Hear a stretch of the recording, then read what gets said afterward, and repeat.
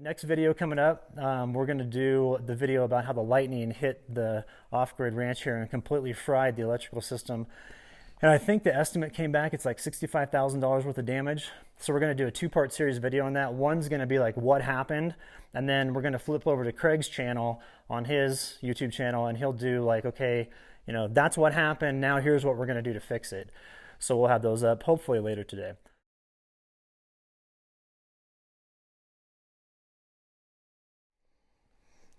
Hey, what's up everyone? It's Brian. I'm back here in Colorado, and I'm actually in Gunnison right now at my buddy's off-grid ranch. And it's beautiful out here right now. It's like 70 degrees outside. The evening time's dipping down to about 45, so it's still nice and crisp in the evening, but it's just beautiful weather, and the views out here are just sick. So I'll show you some of those with some footage that I captured. But I wanted to talk today. I've been wanting to do a video for a long time about why I hit the road 4 years ago. I'm coming up on the 4-year anniversary on July 5th, so I'm actually just 1 month away from my 4 years of being on the road, and it's been a complete life-changing experience for me. And it's one that's actually restored my faith in humanity, because that's the reason why I went and hit the road full time. Is I just had a bunch of series of events that happened in the corporate world that I just lost faith in humanity and kind of just got like bitter, and got to the point to where I was just kind of pissed off at the companies that I was working with. I owned a small business, and the companies never paid me on time. Out of the 257 weeks that I was in business with that small business, I was paid on time a total of 9 weeks.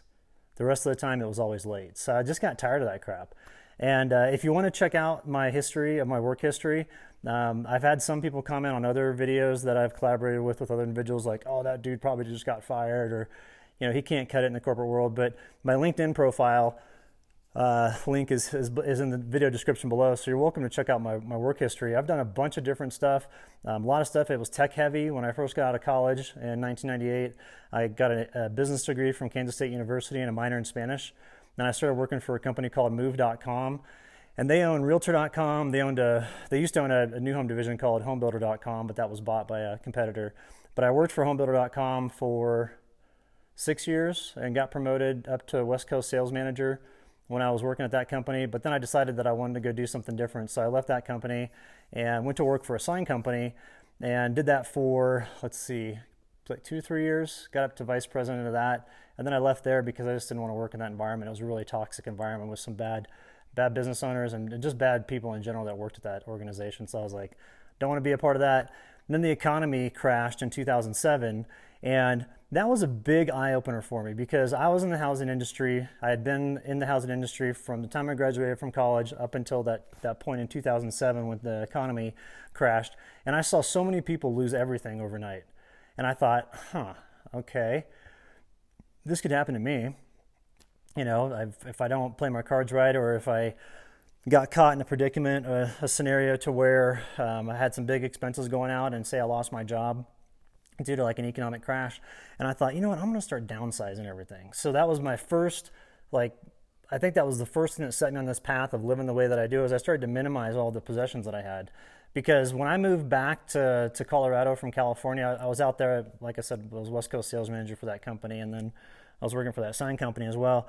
When I was out there, I just accumulated a ton of crap. I had a 2-bedroom condo on the beach that had, literally, it was just packed full of stuff. It wasn't like hoarder status, but it was just stuff that I didn't need. It was just wasteless items.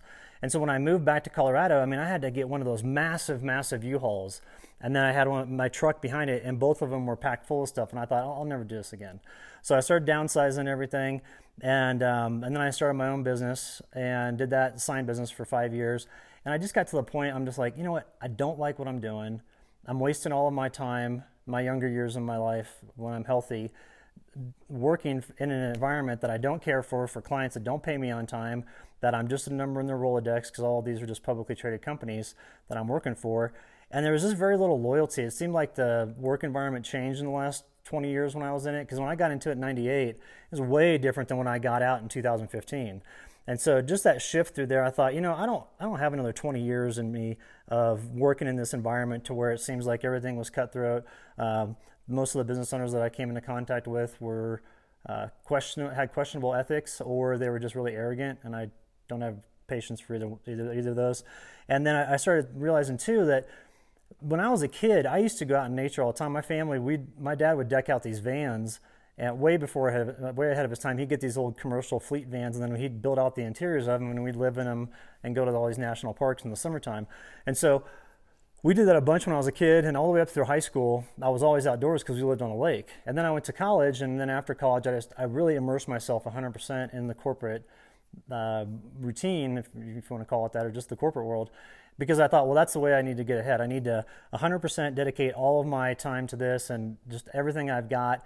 And my mindset was, well, I'll just outwork anybody that I'm competing with, and that way I'll get ahead. And it worked. I mean, I did well. Had jobs where I had no problem making money, and most of the jobs were sales oriented because I enjoy talking to people, and I didn't have a problem picking up the phone and calling people.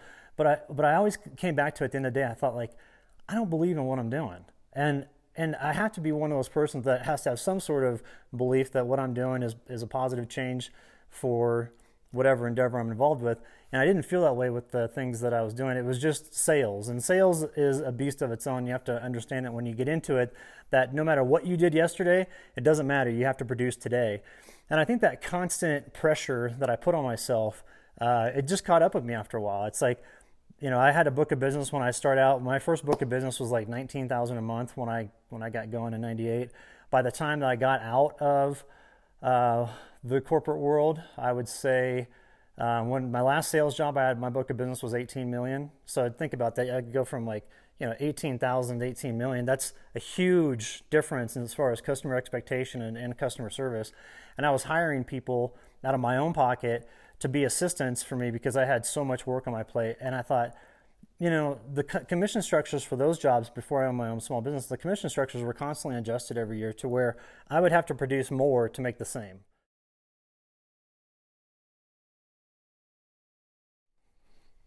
All right, sorry about that. I didn't realize my memory stick on this camera was already pretty much out. Anyway, back to what I was saying about the commissions with the sales jobs. So what would happen every year is that it would be adjusted to where I'd have to sell more and more and more just to make the same amount of money. So I looked at that as kind of a maniacal process to be a part of. And I started thinking outside the box a little bit. And that's where when I opened up my small business, the sign company that I had, it gave me a lot of flexibility during the weekdays to go out and do stuff. And I was explaining before how my dad would build out these vans, and we'd go out and when I was a kid and also in like middle school and stuff like that, we'd take these trips, and then we'd go to all these national parks and do stuff outdoors. And then we'd come back to Kansas where we lived, and we'd probably do 2 of those a year. And then growing up to where I was here, I was wanting to go walking or something. Growing up where I was in Kansas, it was a real heavily wooded area, and we lived on a lake. And so my brothers and I were always outdoors, whether it was in the summertime or the wintertime. It didn't matter.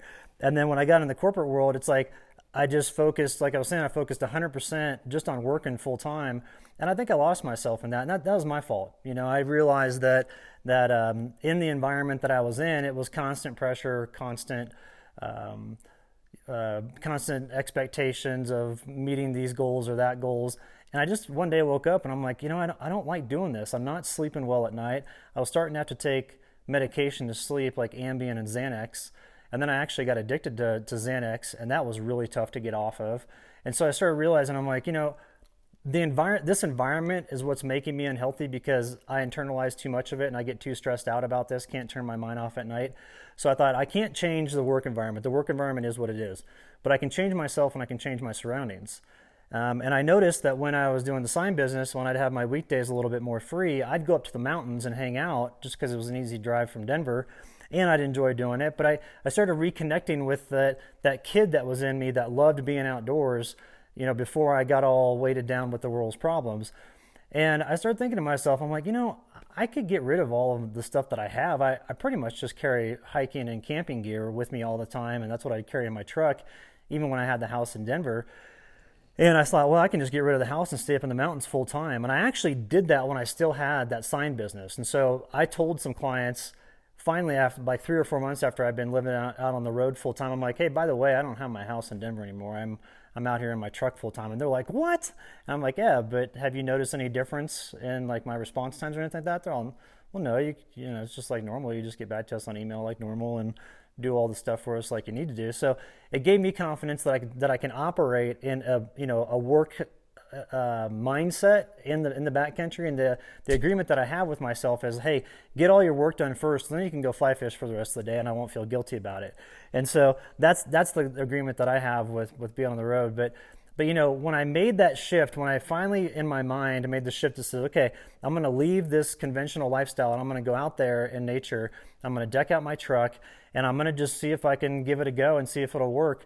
And to my surprise, it's way more fun than I anticipated. It's so much fun living this way. The freedom that you get from being out in nature, you're not exposed to the news or the social medias, unless you want to expose yourself to it, but otherwise, you don't see it back there. And it's so great to be on the rhythm of the sun and the moon as opposed to the rhythm of the alarm clock. And for my mental well-being, just as far as peace of mind is concerned, being out here and living this way is much more it's a much better fit for my life and for what I want to accomplish. I love being outdoors. I love doing physical things and being physically tired. And so my version of happiness is living this way and living as minimally as possible so I can drive around and see all the different places that I want to see and not have a huge financial burden of having like a house and things like that. Now, with that being said, I'm not going to be on the road forever. I mean, my body's breaking down. I'm 44. Like I said, next month will be my 4-year anniversary of being on the road full time. And so, I'm starting to slow down a little bit. And the way that I camp now, I used to just go to a different place every single day and just jam all over Utah and northern New Mexico, northern Arizona, and like kind of southwest Colorado. Now I tend to set up in a place and I'll stay there for like 2 or 3 days and stretch and do yoga. And I've got these workout bands that I carry with me so I can work out in the backcountry and just stay on top of stuff and do things like I would normally do, just minus the household expenses and responsibilities, and also minus the corporate 9-to-5 schedule. So living out here like this, like I was saying, the reason why I made the change, it was just for my overall well-being, because I realize in that corporate environment, if I'm taking pills just to sleep, there's something off there. And that was my body telling me like, hey man, you don't have to go this route. There's 20 different ways to climb up a mountain. So, that one path that I was on is proven to bring in income, and I know how to do it, but I realized it wasn't that great for my health. And so, I'm on a new path now, and I don't have it all figured out. I wish that I could tell you that, hey, here's the blueprint of how to successfully live on the road, and here's what you do, and da-da-da-da-da, kind of like the structure is in the corporate environment. That structure is not out here, but it is possible for you to put together an income that supplements all of your travel and all that stuff, and you don't really have you don't feel like you're in need of anything, which is great. One thing I will say about living this way is the hardest obstacle that I had to overcome, it wasn't so much the physical paring down to the physical minimalism, it was the mental minimalism of living this way. Because I'm solo. I mean, obviously I've got my dog with me. She's with me 24/7, but the conversations are typically one-sided with her. She doesn't talk back very much. And so a lot of times I'm just out in nature alone by myself and alone with my thoughts. And some people that's uncomfortable for. And when I hit the road and I started realizing like, hey, I'm going to be spending a lot of time in nature by myself, I need to get comfortable with this or I'm going to go batshit crazy. And so I've trained my mind when I'm back there to just focus on just the positive and focus on what's around me. The great thing about being in nature and living like you do now, or living like I do now, is that there are certain basic necessities that you have to cover every day. Number 1, do you have enough water? Number 2, do you have enough food? Number 3, is your food, is it in a cooler? Do you have enough ice? If it's not in a cooler, is your refrigerator working properly? Number 4, do you have enough power?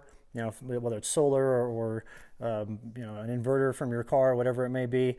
And then what's your shelter situation look like? And so you've got those five basics that you have to cover on the road. And those are things that you have to cover like right now. So when you're getting set up in an area, you want to make sure that all those things are taken care of so that way you can get, be there comfortably and have all of your needs met. With those basic necessities, when you break it down on that level, say I just need to cover these 5 different things, it's really easy to check that off the list when you get to a new area. And then you're able just to chill out and hang. You don't have to worry about, I've got to mow the yard, and then I've got to fix the roof, and then I've got to do all these different things. I mean, the house that I lived in Denver was from the 1800s, so it was constantly in need of fixing. So I was just happy to break away from that routine and free up my schedule to do whatever I want. I live so minimally now that everything I own is in my Toyota Tacoma 4x4 truck, except for my winter camping setup, which is stored back in Kansas. But everything I've got is in my truck. I can pack up in 5 minutes and roll, which I love that flexibility of being able to live this way. I can say like, hey, I want to go to Sedona, Arizona, and it will take me 5 minutes to pack up and I'm gone. And just having that amount of flexibility, and while my health is still in a situation to where I can go out and backpack 5 or 10 miles a day and not have to worry about it. One of the major fears that I had of working until retirement age of 65 or 70 is, okay, number one, am I going to make it to that age? Because no one promised me tomorrow. And number two, what does my health look like when I get to that age? Because I've got a remnants of a ruptured disc in my lower back, and then I've had a knee surgery, and I'm probably looking at another knee surgery in the not too distant future on my other leg. So what does that look like when I'm 20 years older than I am now? And so just those factors, the recession that I saw everybody go through in 2007, the subsequent corporatization of all these publicly traded companies that don't pay people on time and just got frustrated. And then the realization that the environment that I was in was actually making me physically ill because I was having to take high-powered medication just to sleep, which is jacked. And so I hadn't had that issue before, and I realized that's a situational problem. And if I correct the situation or make myself a new situation for living, that issue will go away, and it has. So, adding those things up and then realizing, hey, I'm the happiest when I'm out in nature. Why not make it full-time, and then I can be the happiest version of myself? Once I weighed all those options, and I did do a pros and cons for staying in my current environment or boom, heading out on the road full-time, and I just weighed it, and it came out that being on the road full-time is what won out. So that's my story. If you have any questions, please hit me up in the comment section below. Like I said, definitely check out my LinkedIn profile for a snapshot of my career, of what I was doing in the corporate world and then what I'm doing now, because it's all been updated. And I want to just make a point to say that people who lived like this, 9 times out of 10, it's not because they got fired from a job or something like that. They just want to go experience a new way of living. And for some people, it's exciting to be on the go all the time. And that's what it is for me. So I welcome any comments below if you want to get into any discussions about anything. That's cool. And next video coming up, we're going to do the video about how the lightning hit the off-grid ranch here and completely fried the electrical system. And I think the estimate came back, it's like $65,000 worth of damage. So we're going to do a 2-part series video on that. One's going to be like what happened, and then we're going to flip over to Craig's channel on his YouTube channel, and he'll do like, okay, that's what happened. Now here's what we're going to do to fix it. So we'll have those up hopefully later today. So anyway, hope you're all having a good week, and thanks for watching.